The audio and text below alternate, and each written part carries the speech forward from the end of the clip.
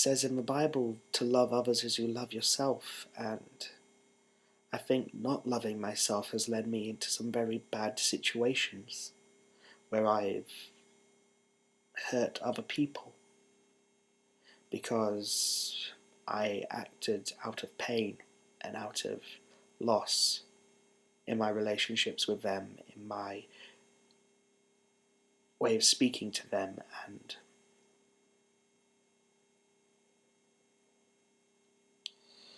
and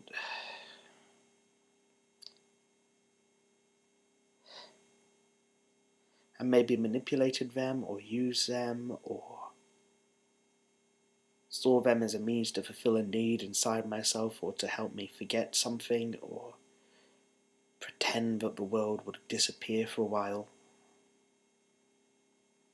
Yeah, I guess in a way I've played with people sometimes.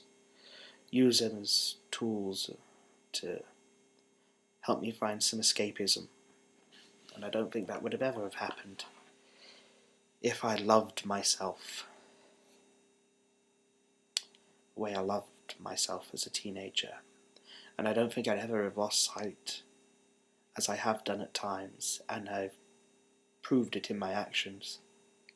I don't think I'd ever have lost sight of my values and my ideals and my high standards and my high ambitions if I hadn't felt like I lost so much, but made me me.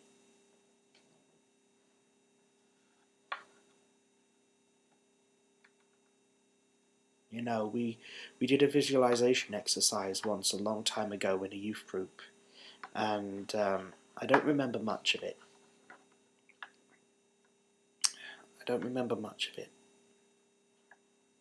Except that we were walking through a forest in this visualization exercise at one point. And when we came out of this forest or came into a clearing or something, we were supposed to see a statue of ourselves. And that statue was supposed to represent the way God saw us, or the way that we were truly supposed to be. And what I saw was like some kind of knight on a plinth, champion of the weak and the lost, and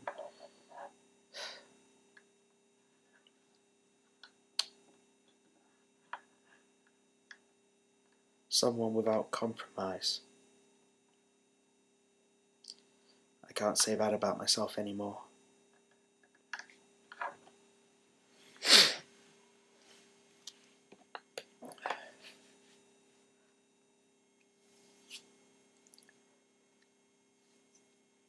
You know,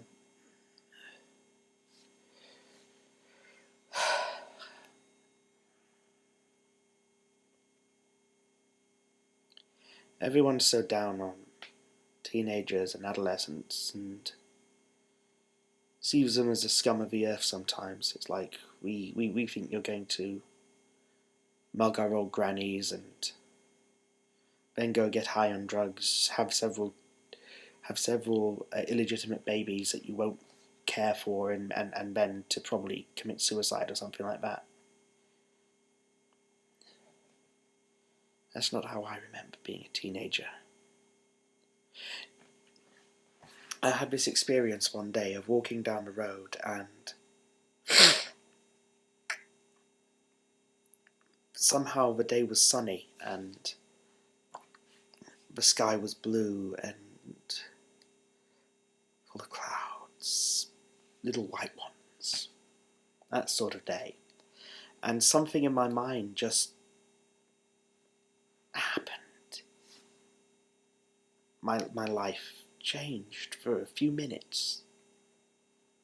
And I was walking down this road and my eyes were taking in every detail. All the colours seemed so vivid, all the shapes, all the meanings, and my eye was wandering over all the cracks in the pavement as I walked down the road. Not in a kind of weird, kind of hippie, oh, I wouldn't see a car run me over type way, but I was just quite the opposite. I was very aware of everything. I was very aware of everything, and I was very aware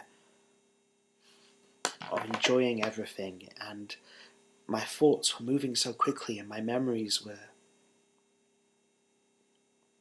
not chaotic, far from it. But everything linked together and made sense. It was like my mind was jumping from thought to thought to thought to thought to memory to memory to memory to memory, like some kind of free association, but it was all very creative and constructive. And I just felt free in my mind. Maybe not in my body, but in my mind. And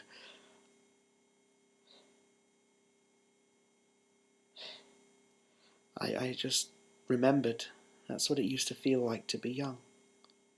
Maybe I can't quite express the full magnitude of that moment, but there used to be days like that, or really long periods of days like that, when I was a teenager. And they talk about, these emo teenagers who are going to slit their wrists and are always depressed. But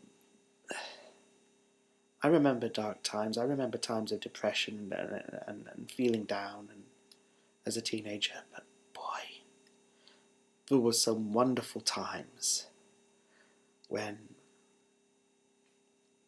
you felt like you could fly and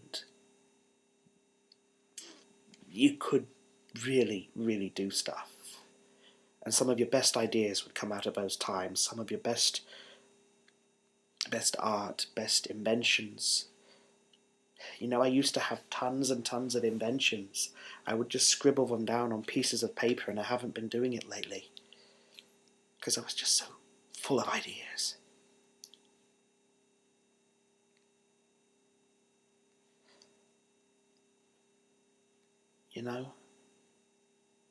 People think, oh, how depressing to be one of these emo teenagers. That's not what it was for me. Even if there were times of dark depression, it wasn't irrational depression, it was depression with life, with anxieties, with things that weren't working, with things that weren't happening.